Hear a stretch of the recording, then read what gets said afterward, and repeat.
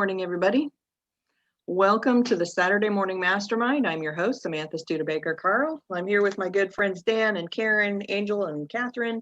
And today we're going to be talking about the book, Love, Life, God by Jarrad Hewett. We're going to continue talking about chapter 7. And the topic for today is, would you rather be happy or right?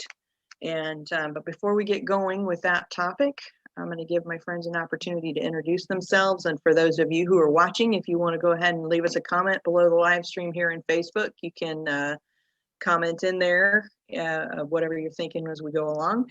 And then if you're watching this as a recording on YouTube, then give us a like over there and subscribe to our channel so you can be updated each time we upload a new video. And if you want to participate with us, jump over to Facebook. There'll be a link below the video where you can find a way to get to us there. So, okay, guys, jump out, introduce yourselves, and then we'll get started.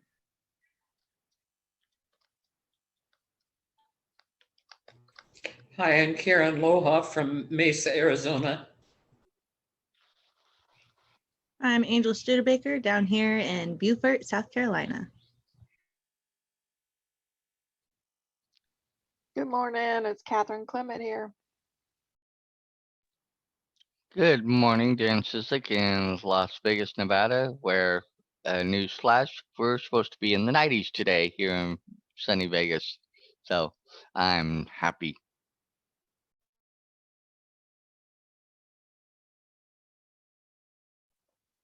'90. Oh my gosh. I'm excited for our weather to get warm out here in Indiana too. It's been heading in the right direction, but we did have snow just day before yesterday. Not snow, but it was flurrying, and I'm like, what? It was just warm 2 days ago, and now all of a sudden we've got like in the 20s again. So, but you know, that's actually, I think it was on April 1st is when it started this little flurrying thing, and my husband came in and he was like, April Fool's on us. It's snowing outside. I'm like, that's okay. It's going to be warm again. But anyway, guys, so we're talking about Love, Life, God by Jarrad Hewett in chapter 7. And there's this section in here where it's talking about, what would you rather be happy or would you rather be right?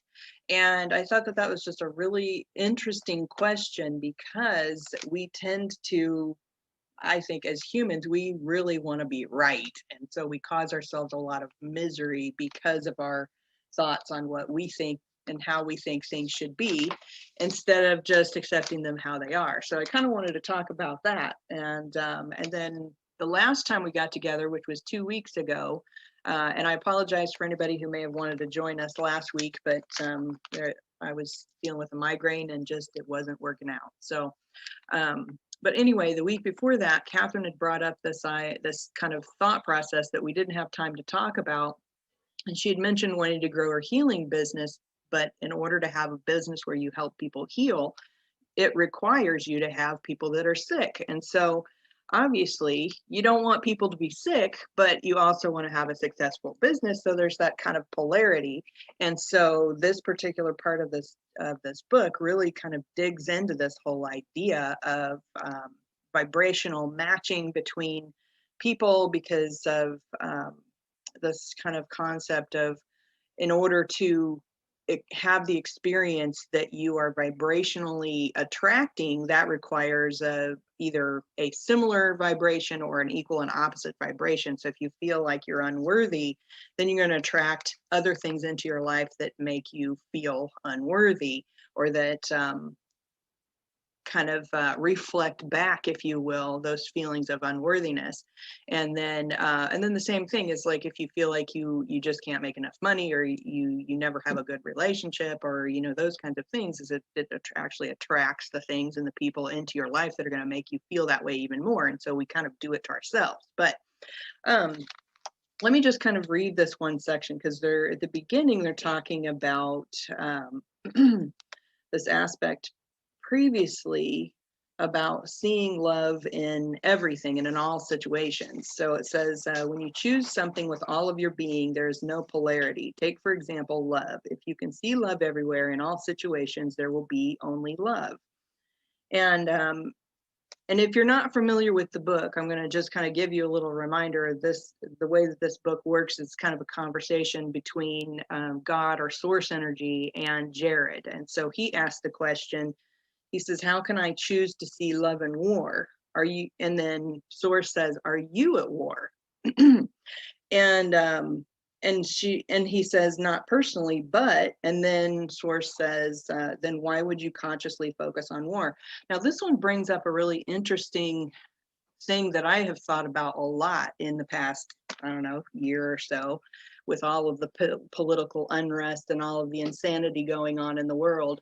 And when I am sitting here at home not watching the news, everything is wonderful. And I see beauty and wonderful and love and everything in the world. And then my husband comes in and shares with me something that he watched on the internet, or he listened to by one of the political talking heads that he listens to, and shares some horrific thing that happened in the world. And then all of a sudden I'm kind of spiraling into this unpleasant place where I'm angry about the things that are going on in the world.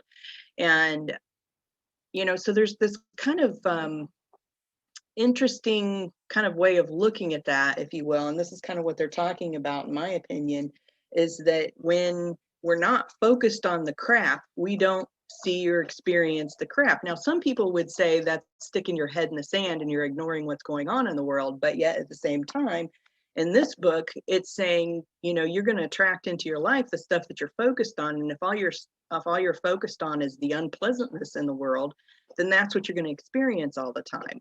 And I don't want to experience that. I don't want to be sitting here thinking about all this crap that's going on in the world and why all the things that I think is wrong and it shouldn't be happening, because if I'm focused on that, then I'm making myself unhappy, right? But yet if I'm not focused on that and I'm focused on the birds and the trees and all of the wonderfulness in the world, then I'm experiencing happiness. Where, I don't know, what do you guys think about that aspect of before we move on to something more? I kind of agree with what you were throwing out there, because and I'm going to use yesterday as a case in point for me. As I've been Ubering, and I Uber full time right now. And some days I'll be in the greatest mood when I start out and stuff, and then somebody, and as I'm driving along, things are going good. The riders are good and semi-friendly and things like that. Then maybe I'll have a car do something, or there'll be accident or something, or something, and it'll start tweaking my mood, and it would, or maybe even one of my riders might say something that I'm not in total agreement with or something. So, and I can sense my sense of, you know, where I'm at kind of change. And yesterday that happened. That most of the day was fine, but I had a couple people that uh, trying to get into one apartment complex. The whole front entrance was blocked off because they were working on that front entrance and driveway and stuff up into there. And I'm thinking, well, this is great. How are people supposed to get in to either come in and maybe see about wanting to rent one of your apartments, or people coming home or whatever? And I didn't normally the one little side gate, because everywhere now they all seem to lock all these side gates and don't even open up at all ever since the pandemic. It's like, what is that going to change things of what people are going to try and do and stuff, that all of a sudden the pandemic hit? So now you got to, besides us being locked down, you're locking down the actual gates and stuff for access. So I went into one side gate because I found it and it was open, but it kind of just set me off a little bit. And I'm just like, really?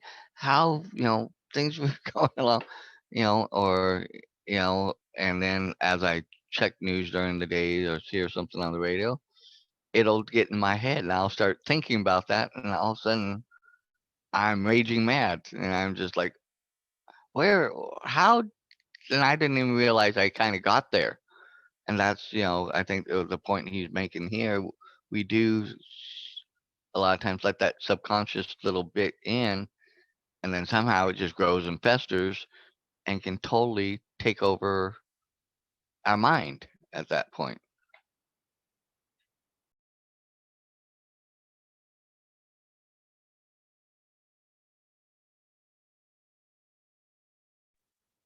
Yeah, I really like how he asked this question of, because when Jarrad says, how can I choose to see love and war? And the first question that they ask are like, well, are you at war? How is this war affecting you directly? Is it you that's experiencing this? And this is something that, this came to my mind a lot last year because, Indianapolis did experience some of the rioting that was going on in the world, but it wasn't that much. And when I would go out in public and go to the store, or go to here, or go to there, or whatever, I wasn't seeing all the people running around being crazy and being vandalizing and all of that kind of thing. And I'm like, but yet they're talking on the news or on the stuff that my husband listens to about how horrible it is. And I understand people being frustrated about those things going on, but yet at the same time, I'm like, it's not happening here. What, why should I be getting all up in arms about it? He's sitting here gunning up, and I'm just like, I get it. It's, that's it. That's his thing. He wants to have lots of guns and all of that. And I'm like, all right, well, I guess having a gun in every room is a fun thing in some ways. I don't know. But anyway, that's neither here nor there. But that's kind of a thing that kind of went with me. I'm like, that's not my first thought process. My first thought process is I just need to put more love out in the world, and one of the times, and I mentioned this on one of our shows, is we went out for a motorcycle ride, and around that time, I'm like out, the weather's wonderful, and there's all the sun shining, and people are smiling that are out walking around outside, and I'm just like, I'm just feeling love. That's what I'm feeling here, and I want more of that, and so that's what I'm focusing on. And when we were riding around a big circle of the city, I'm just imagining myself blasting out love in all the directions. And I'm like, what if we focus that way instead of getting more and more and more and more angry about every single thing that we see, and realize, and this is one of the things it talks about in here, is realize that those people that are participating in that, they're the ones who are attracting those things into their lives by exasperating it and by playing into it, paying their energy into it, if you will. And so, the more that people focus on all that negative crap, the more angry they get and the more they attract it into their lives. And I'm like, I don't want that. Okay, jump out, Karen. I'm sorry. I started talking right at the time. Then I saw you unmute. No problem. I'm just trying to keep my head straight because there's a couple of things I want to mention. And the first one I want to mention so that I don't forget. I'm reading this this paperback that I found with my stuff that for the life of me, I can't think that I'd ever seen it before. I don't know how it appeared with everything else. And I started to read it, and I was quite caught up in it right away. It's really, really fascinating. And this criminologist who's really excellent, but had a construction accident, a beam fall on him at one of the sites that he was looking for evidence, made him a quadriplegic. And he was actually planning a suicide. He'd been interviewing doctors to see if he could find a euthanologist. But he said he sent out this young woman who had actually just on patrol found this body and stopped a train to keep the evidence site non-polluted. And he told her, to get a polarizing shot. And I couldn't help but pick up on the word polarizing because, we've been doing this chapter about polarity for a couple of times. And what they were talking about was getting a shot that would give them 2 comparison points on the same piece of evidence. And I thought that was so fascinating because when I was a child, we had a Polaroid camera, and we took pictures, and it always fascinated me that the picture would come out the bottom of the camera, and then you'd see it start to come into focus. And anyway, it just gave me something to think about. But the thing that I thought about at the beginning, when I noticed that the light was on and I thought we were going, a woman that I had eaten lunch with, she had come up, we've got these tables all separated and, all that stuff for the COVID deal. And I kind of wondered if she was going to get in trouble for sitting across from me. She didn't. And we had a really enjoyable lunch, just kind of getting to know each other and all that kind of thing. And she has an unusual name. Her name is Cedia, and everybody calls her Sally, but I like to call her name because I thought that was pretty cool. And the next time that we got together, which was, a couple days later, I invited her over to my table. She sat there and she got involved in talking about religion. And she spelled the name of somebody on TV. And she said, "I can't stand him. He doesn't tell the truth." I think what I was asking her is what she did with her time. And she said that she read the Bible a lot. And I could tell that she was, pretty single-minded about how she felt about things. And I really didn't want to get mixed up in that with her, but she could hardly hear. So I had to tell her a couple of times that what I was talking about was not religion. And so kind of like Dan was talking about, I got my head kind of rolling for the next few hours about how I was going to explain myself to somebody who wanted to talk about religion, that I didn't want to talk about religion because I was, I was imagining myself talking to her and saying, "You clearly think you're right. You clearly believe you're right. And as much as I've tried in my life to overcome it, I find that when I talk about religion, I think I'm right." And that's just not a good combination. When two people in different arenas are each thinking that they're right, I know that can turn into trouble for me. So that was the comment I was thinking of. I love that you brought that up, Karen. And first, I want to just welcome Sandy and Lori. Thanks for joining us this morning. But I'm glad you brought the polarity aspect of, two people having opposite opinions. And a lot of times, well, most of the time, probably for most of us, when you get with somebody who has an opposite opinion of yours, you immediately have this kind of like wall that goes up between you, and you have tension in the discussion.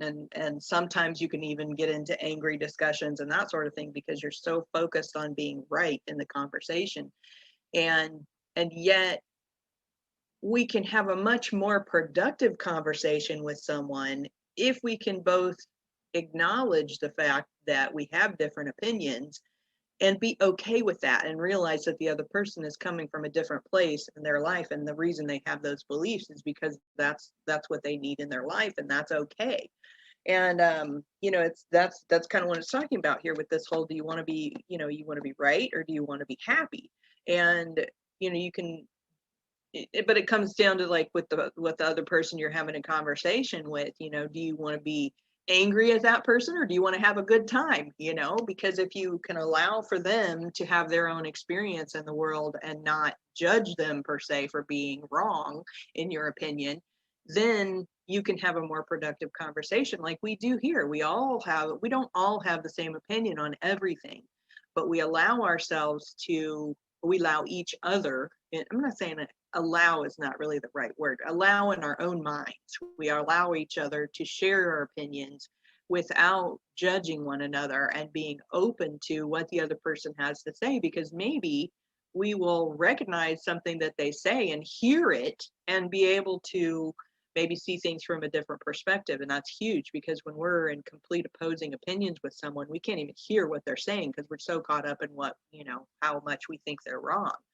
So I think that's just a really powerful thing for us all to recognize. And I think that's what it's talking about also in here about, there's a further down part where it's talking about letting go of your righteousness and your desire to be right about everything and judging things. And it says,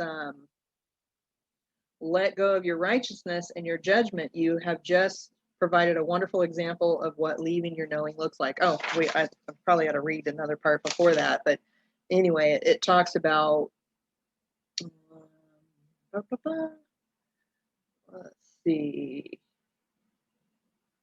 Oh, it says, can you release the world? Can you allow the world its own experience? When you can do that, you can look out and know that what you are seeing is just a part of the whole that is experiencing its own reality for a vast myriad of reasons, and you can refrain from casting judgment on it.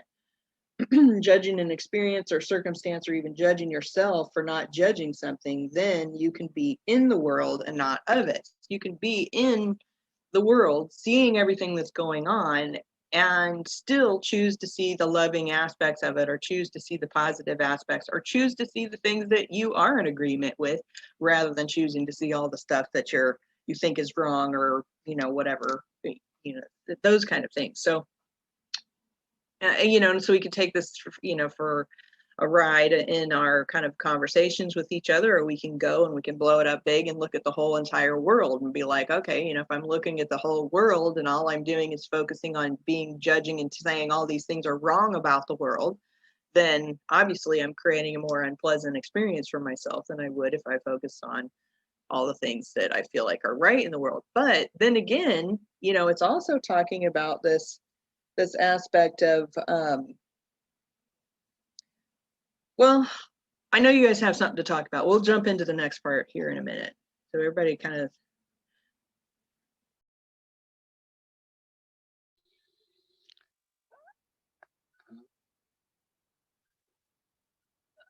I'm giving it a minute to see if anybody else is going to jump out or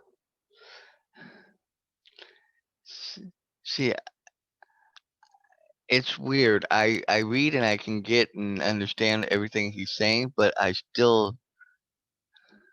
still times in me where I sit there and say, but there's some things to me that are still there's right and wrong and things that and I think there in some ways there's still some absolute moral rights as opposed to and absolute moral wrongs. So I think sometimes that's where I have and conflict because of partly how I was brought up and what I believe and what my beliefs are and where I stand on my beliefs. But I can I'm still able to go and put myself in this thought process and look at things.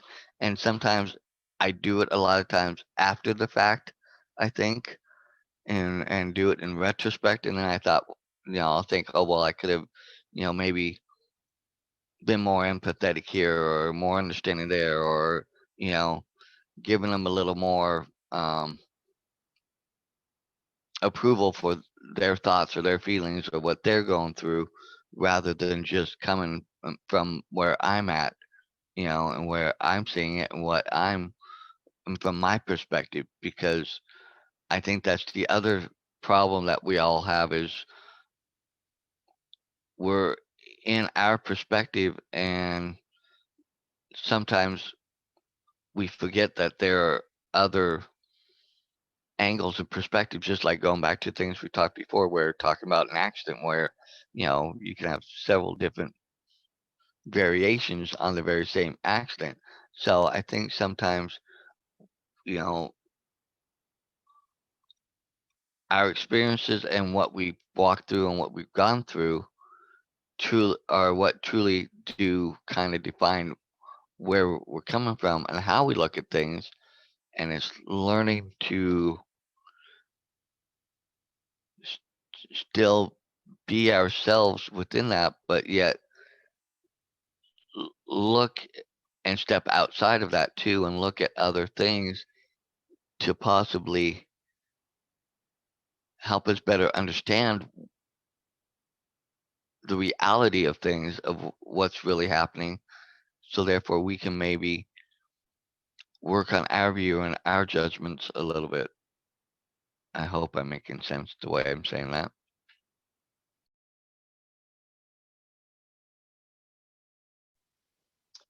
This is a huge topic, and it drives so deep, and especially this whole tendency that we have as humans to judge things as right or wrong or moral or immoral or whatever, because those moral and immoral beliefs are based on the culture that you're raised in, a lot of it, actually. That's before we ever even get to religious beliefs or anything like that. But what is completely immoral to one culture is highly praised in another. So but it is our tendency to judge, and I judge as much as anybody else does. So I'm not speaking from a point of, that I don't judge. I judge, I get mad as hell. And basically, a lot of these tools that we talk about here, that's my way of bringing myself back into sanity because, I can shoot out there pretty quick. But then when I feel that tremendous disturbance in my body and my being, that then I'm like, holy shit, I've gone way off course here. I have to pull myself back into a state of uh, you know peace again. And so then I take all these tools that we talk about here on the Saturday Morning Mastermind and other groups and places and books and all this learning that we've done, and I use those tools to make myself um what was the title of the thing today? Would you rather be right or happy, I guess. And so to make myself happy again, I remind myself, first of all, stop judging. You can't judge. And if I can't find it within my human self to drop the judgment, then I reach beyond my human self to my spirit self, and I'm like, okay, where does this serve? Where does this situation serve? For instance, um, we saw on the news, some people who watch the news saw on the news yesterday a horrible event in Ethiopia that happened where many people were executed by their government, just rounded up and executed. And at first, I was just completely horrified, and there's a part of me that still is horrified. There's another part of me that can look at that. First of all, it's a different culture, and it's a different government, it's a different culture. There's a lot of differences there, and they're not as um, how do I want to say, they're not as far advanced in personal rights, I guess, as the culture that we are all accustomed to here. So how, my prayer is that somehow that horrible incident that happened yesterday, and God's grace to all those families affected by that, will that help promote human rights in that, like in every culture, there's a growths that happen. And unfortunately, Just like with the George Floyd incident, you know, there will be good things that come out of that horrible, horrible situation. And so I have to go back and remind myself not to judge, but to ask, where does this serve? Who does this serve? How does this serve? And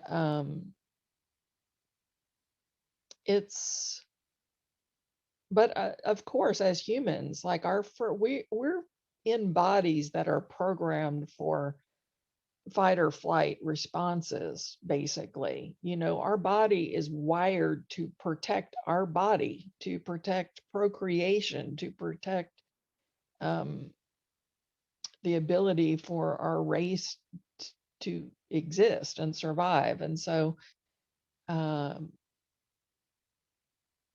if we judge something as a threat, then of course it's going to, you know, send us off into places that make us very uncomfortable. And then we have to use our tools to bring us back on board. And it gets easier. I will say that. Like I can be just hot 1 second and I can turn that off in an instant.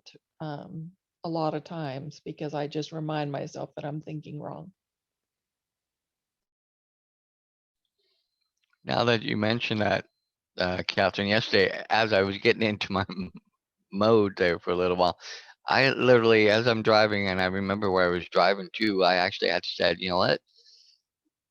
That's just this moment. That's just happening right now. I'm not going to let that, bug me. I'm going to choose to look and put out, a different vibe, a different feel. I'm going to choose in my head to, and I even admitted, I said, and I've done exactly what this person did to me. And I said, I have to go back and look now in myself and say, oh, wait a minute, I have done exactly that same thing in my car, to other people. Who's really right or wrong here? So it kind of brought me back to like you said, it kind of brought me back to that equal. And then I was like, okay. And then I moved forward and I was pretty much back in a decent mood again. I was, like, okay, I can go forward now. And my brain didn't keep going on and on about every little thing that, that everybody else done now during the day that I thought might have been wrong or right or whatever. So um, I think, yeah, that's learning to realize that sometimes and being able to turn that off.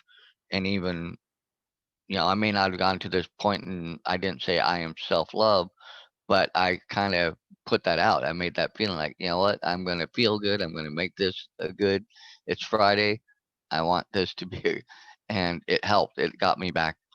And I think that's something we all forget, that we have that power and that strength sometimes to, you know, just reframe it in our head.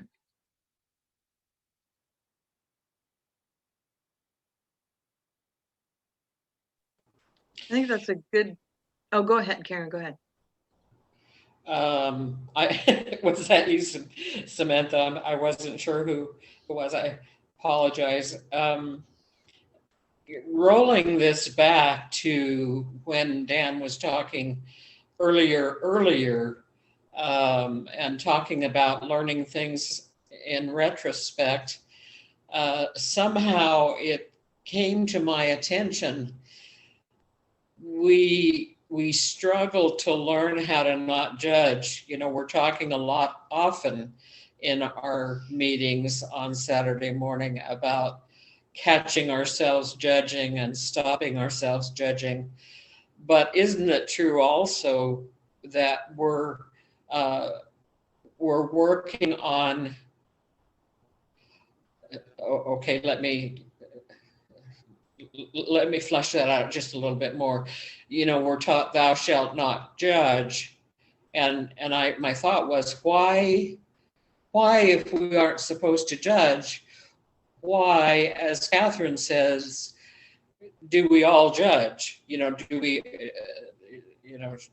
she says, I judge as much as anybody. Well, I certainly judge as much as anybody. And then I connected that up with how we're trying to learn to love. You know, if we are to love, why is it so difficult to grasp a hold of keeping in mind the simple phrase, I am self-love, and turn the focus around when certain things are going on, that I love. I mean, I look at different people coming into the dining room. There's this one guy that has absolutely the loudest walker I've ever heard. I mean, it just sounds like every little joint of it is falling apart as he walks forward. And it just, wherever he is, there's that sound. And I guess it affects both my judgment and my love. It's like, like Dan was saying, you have to go in retrospect, you have to kind of think about some of these things and how they've affected you in the day and how you can become less judgmental and more loving about it. This chapter is like 20 pages long or something. And despite the fact that we've been on it now 3 times, I think it's what it is, I almost feel like we need to be on it a lot more. I mean, there's just so much that we're trying to grasp, or at least I'm trying to grasp.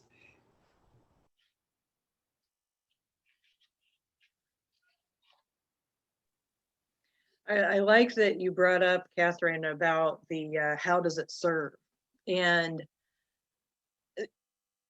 and this whole idea of we are kind of judgmental creatures, and previously we've talked about books that have discussed the idea that we plan this existence before we come here, and if we were to allow for that as a possibility, then that would explain why all this crap is happening in the world, and if we allow for that, then we can be like, okay, well, that all that crap's happening out there for the benefit of those people. For whatever reason, they have chosen to come here and have this experience, and they're attracting these things into their lives for this particular experience. And I can then look at my own life and go, okay, there's a little part in here where it talks about, okay, I can see how I created that suffering for myself. I've learned from it, and I don't have to do that anymore. Or I can choose to continue to do it if I want to keep experiencing that unpleasant suffering. And I wonder sometimes, I was watching a movie just recently that was called Bliss. And it was a really kind of out there kind of a movie. And, it was like, is this real? Is it an imagination? Is it just because he's on a drug trip? What's really happening in there? But the premise of the movie, or part of what the message that was being kind of thrown out there, was this kind of idea of, we don't know how great it is until we experience the crap.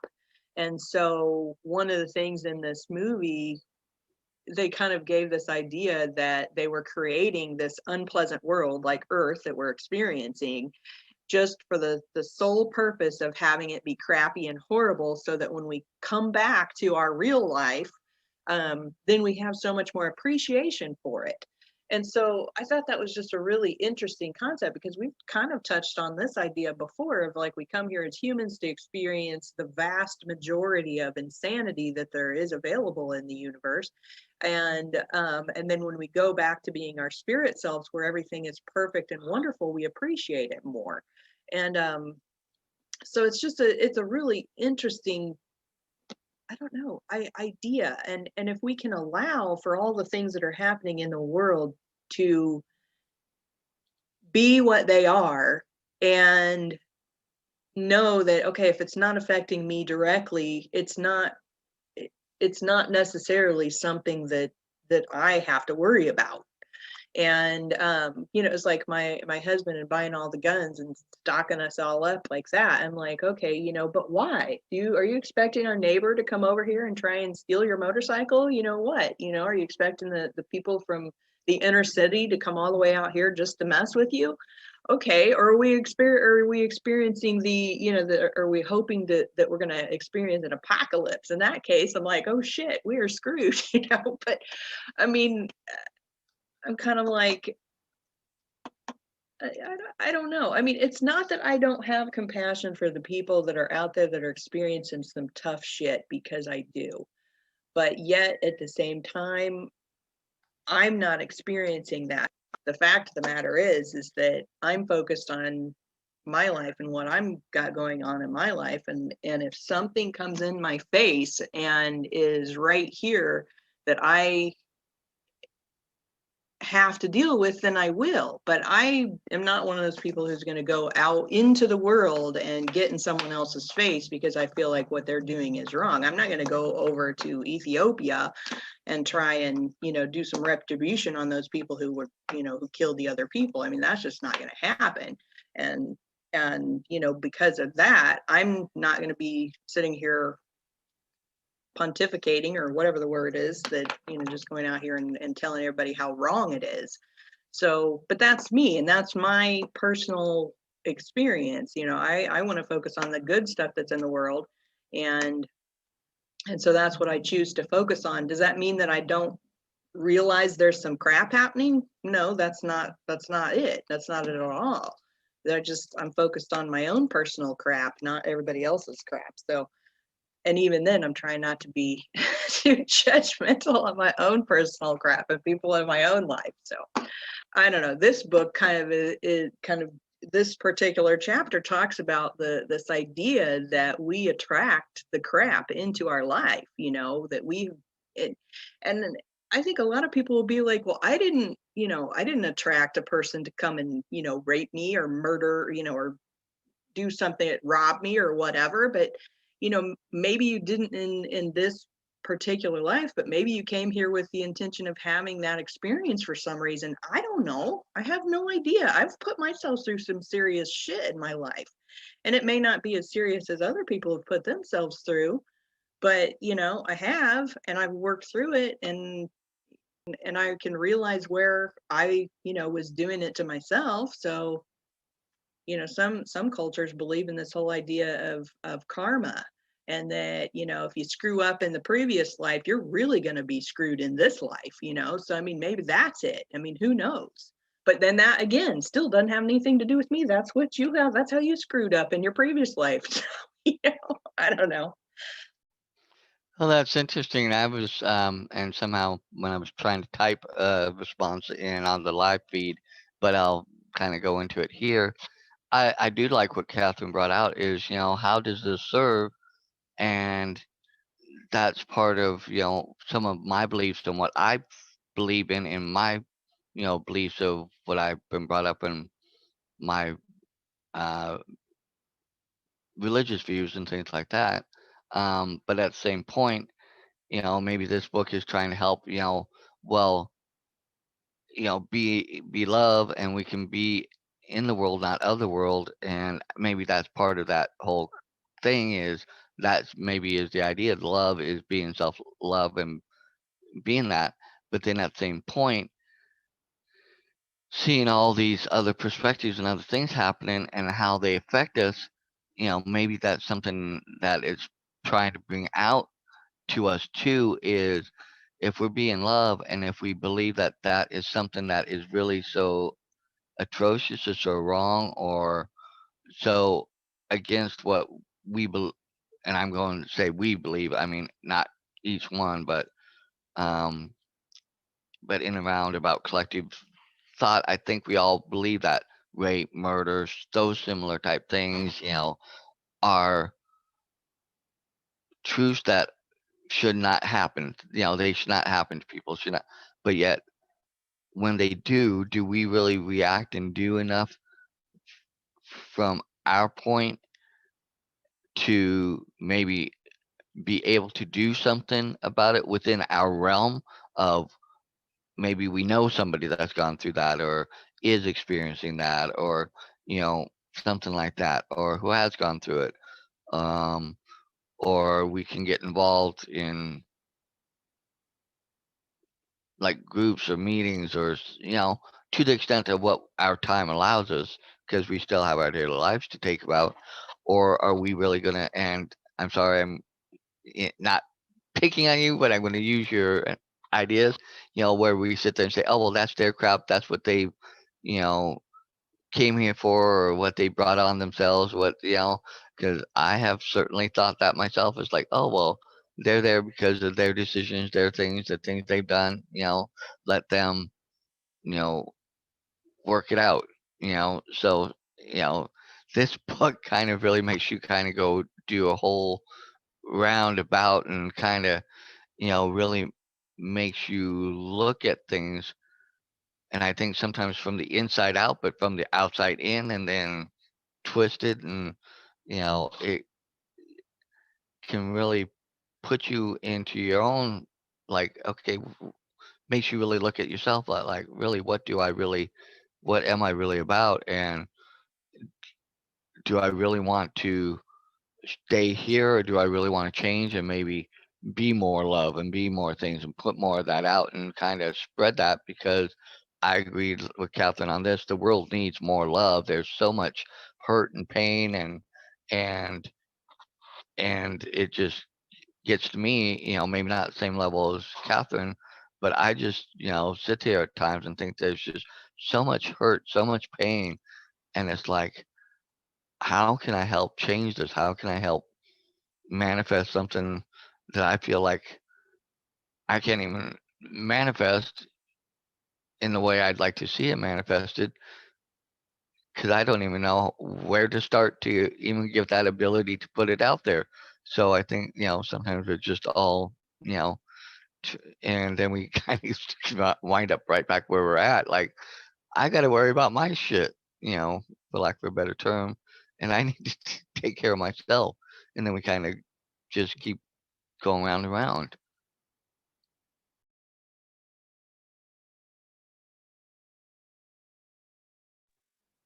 I think that's a good point, Dan. Is we got to work from where we are, because we can't fix everything everywhere. And, you know, and I agree, there's some crap that's going on in the world, and it sucks for a lot of people. And but like I said, I'm not going to go out over there and try and fix something in some other country. It's just not going to happen. Now, I was reading another book this week that this kind of brings up a point where you're talking about kind of like do what seems like the right thing for you to do to fix the world, if you will, from where you are and your perspective, and what feels right for you. So in this book, this woman is talking about her son was 6 or 7 years old, and he went to the dentist and they put him under anesthesia. Well, there was complications and he died. And that was obviously a really horrific thing for her to go through. But because that she went through that, she ended up getting together with some other people who had had a similar experience, and they started working on laws relating to anesthesia in a dentist office. And so for her, that thing that happened that was so horrific made it so that it motivated her to go out into the world in her area and her life to change the laws. And because of that, now there's laws that relating to anesthesia being administered in a dentist office. And we've heard this in so many different situations throughout the world. If some horrific thing happens to a person, and then they go out and they work on changing the laws because of it. And and I think that's kind of that's the thing, is we have to work from our own personal experiences to create the change that we want to see in the world. For me, I'm not a political person. I'm not going to go out and work on changing laws. What I want to focus on is helping people work on themselves from the inside out, because I know that for me, in my experience, that when I worked on myself, I made changes in my life, and I have made my life happier because of that. And I want to spread the word about that. That's what I want to, that's how I'm working on making change in the world, working from the inside out. And that's why we do this every week. This is this whole thing with Mindset Mastery Collective and Saturday Morning Mastermind is all about my contribution to working on making the world a better place. I may not be out there rioting with people, I may not be out there, you know, picketing places. I may not be standing in front of trains and trying to get them to stop, you know, transporting beef across the country. I'm not doing things like that, but I am concerned with the world as a whole. I want everybody to be happier. And I know from my own personal experience, and this may not be true for everybody, but for me, it's working on myself. And when I can work on myself and I can be happier, I know absolutely beyond a shadow of a doubt that makes the world a better place because I'm putting out more positive energy into the world. So we all have to work from where we are, and we all have different opinions on how the world should be, and we all have different ideas and different beliefs about what's really going on, and that's all good, you know. And here it talks, it says, you know, it's all good, you know. It sucks some of the time, particularly if there's shit going on that you don't agree with and you hate to see it happening. But like Catherine was saying, you know, how does it serve? Who is it serving?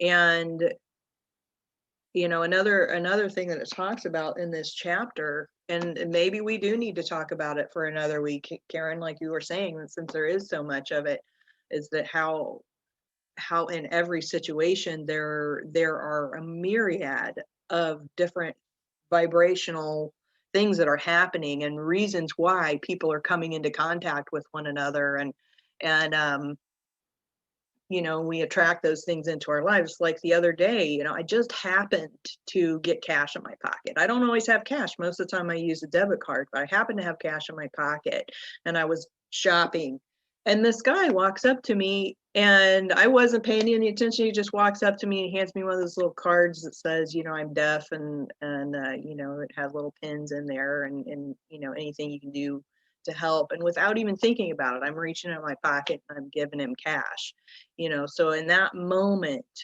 we were both a vibrational match into what was happening in the world, you know.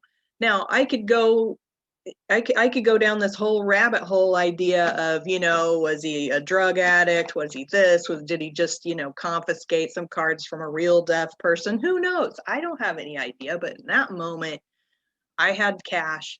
He was asking for cash, and I gave it to him without thought, without judgment, without any of those different things, or without, you know. And then there's been other situations in my life where people have come up to me and asked for money, and I've said no and felt completely okay with that, you know, because at that time that was a vibrational match, you know. It talks about that in this chapter of, you know, if you know, the different reasons why in that situation, if somebody says no to you, that person for whatever reason needs to experience no, and you need to be able to be comfortable with no, you know, rather than judging yourself about it. So that's a whole nother rabbit hole discussion that we could go into, which, you know, I hope we do. If you guys want to do this chapter again next week, so we're already at the top of the hour. So what do you think? Final thoughts for today, and shall we continue into chapter 8 next week, or should we keep on talking about chapter 7? Tell me what you think. Well, I was in the chat. I just, you know, said Lori or Jason, Sandy, or Angel. If you guys have thoughts, please jump out, because, you know, we'd love to hear your thoughts too, if you guys have any. I haven't really had a chance to get that far into chapter 7 yet, so I've just been kind of listening in. So if we could stay on this another week, that'd be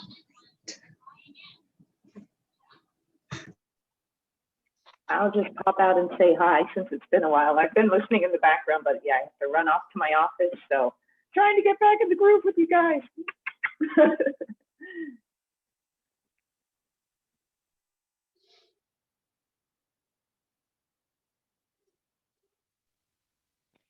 I think we should continue 7. I hate to say that, but there's just still a lot of it that we haven't talked about. And I agree. I'm with them. I think 7 needs to be delved into a little bit more. yeah.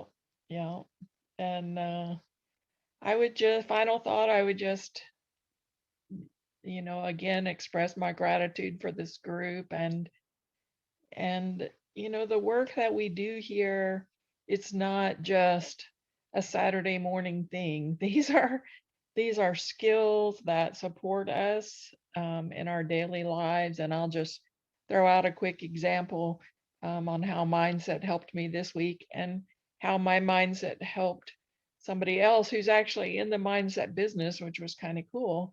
You guys know I've been having some health issues for a long time, and trying different things to try to support my health in a better way. And so I had some testing done that because I'd been kind of guessing before then on what things I should avoid and what things I need more of and less of and this and that. So I had some testing done, and when I met on a video to go over the testing results with the practitioner, because of video I could see his face, and when we talked about some of my results, it was obvious that he was extremely concerned. And I said to him, he said to me on 2 different occasions, he said, no, I don't want you to be alarmed. And I just stopped him and I said, you know what? I said, I'm excited as hell, because if I'm this fucked up, that means I have so much room for improvement. Like, I am so looking forward to feeling better. You have no idea how exciting these quote devastating results are. You know what I mean? Like, and he just looked at me and he's like, oh my God, I never thought to look at it that way. And I'm like, dude, like, this is really exciting to me, because I know that these are things that can be corrected. And this gives me more hope than I've had in years. Like, you have no freaking idea how happy these results make me. And I wouldn't have responded that way at some points in my life, and obviously people don't typically respond that way when he gives them results like that. So, uh, and he was really excited too then, and he's like, gosh, I can present this to people in a different way now, and so that's going to help people in the future when they're getting their results. He can present it in a different way. It is how we frame these things in our mind. And at some point, we just have to be okay with what is and stop wanting it to be what isn't, because that's where we make ourselves miserable, is by comparing and saying, well, it shouldn't be that way. Well, it is that way. And so shouldn't be that way. That's just creating misery for yourself. You have to accept what is, and that is sometimes extremely painful to accept what is, because it hurts. It's a devastating thing or whatever you're going through, and it hurts. But it's still, if I should quit saying you, if I compare how I feel when I'm going through something devastating and I accept it as it is, or when I'm going through something devastating and I'm comparing and telling myself it shouldn't be that way, it shouldn't be that way. Like, I'm a lot more miserable when I'm trying to make it be something that it's not than I am, just accepting it what it is. And I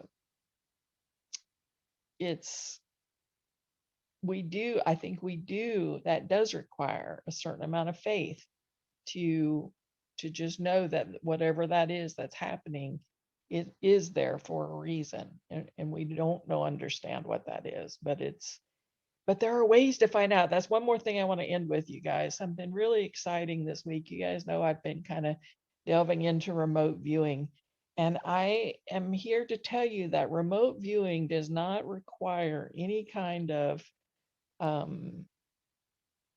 already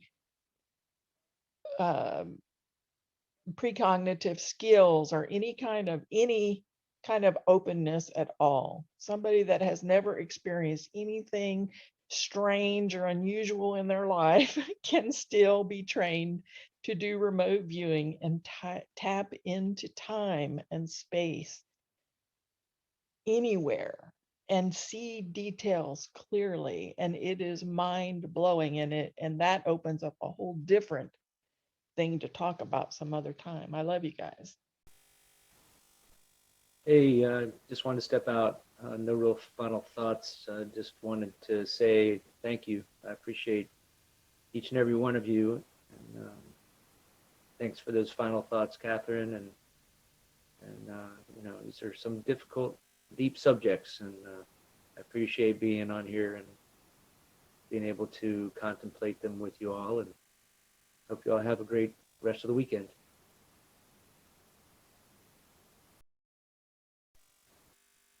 Thanks, Jason.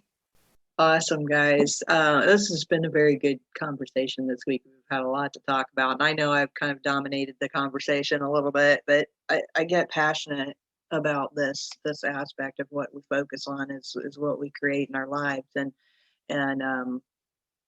you know, because it's huge. It's so huge. It's like magic when we change what we focus on. I can't emphasize that enough. And we talked about it a lot when we were discussing the book What to Say When You Talk to Yourself by Shad Helmstetter.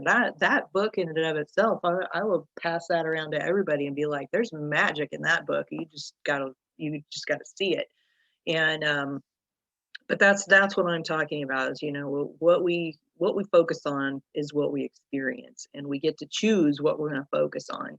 And if we choose to focus on all the horrific things in our lives, then that's what we're going to be experiencing more often than not. And then if we choose to focus on the things that are more positive in our lives, then that's what we're going to experience. And you know, and when we talk about this whole idea of, you know, do you want to be happy or do you want to be right? It's the same concept. You know, if you want to be right about things being wrong in the world, then you're going to be focused on all the wrong things in the world, and that's what you're going to think about. But and just like when Catherine was talking about, okay, so she's discovered all these things that are possibly going on with her, but in the discovery of those are things that she can work on, that she can help to improve. So, and just like when I was talking earlier about the woman whose son died at the dentist's office, it's like, you know, oh God, that's horrible. I can't even imagine what she was going through from that. But the fact that she was able to turn her life experience around by focusing on what she could do to help other people not have that experience. I mean, imagine how many lives that are saved or kept from dying because of that work that she did. So, and when she can focus on that, then she knows she's making a difference in the world. So, you know, we can focus on some positive stuff and make a difference in the world at the same time, and not make ourselves miserable if we're focused on how to work on stuff versus just all the negative. My thoughts anyway. Love you guys, and I think that you're all wonderful, and I love hearing your opinions, and yeah, exactly, hearts. Okay, guys, we've had a great discussion today. Let's meet again next week, Saturday Morning Mastermind, 10 a.m. Eastern. You can find us by going to mindsetmasterycollective.com. That's our website. Now, I apologize. We are working on it. There's a little bit of glitchiness here and there, but you will be able to find the link to get into our Facebook group. And once you're in there, you'll find the link to participate with us each week, as I post every week. The link to get into our meeting room, which never changes. So once you have it, you can join us on Saturdays. But anyway, with that, guys, have a great, awesome, amazing week. And we'll see you next time on the Saturday Morning Mastermind. Bye for now.